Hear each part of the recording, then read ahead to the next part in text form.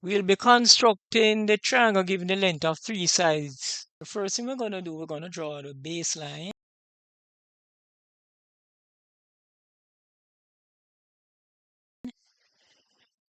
Then we're going to measure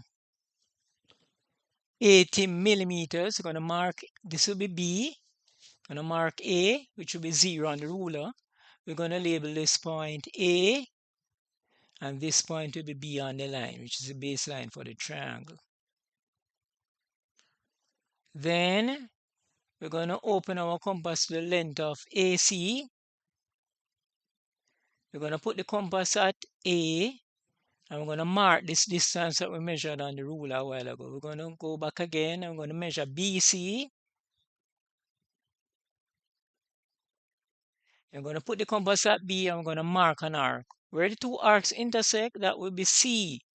So we take our pencil, and we're going to label that point C. We're going to use our ruler to draw the triangle ABC. So we're going to draw B to C using our ruler and pencil. Then we're going to draw C to A using our ruler and pencil. And this would be our triangle. We're going to dart the baseline AB. This is our finished triangle. All right, good. So good job if you followed along.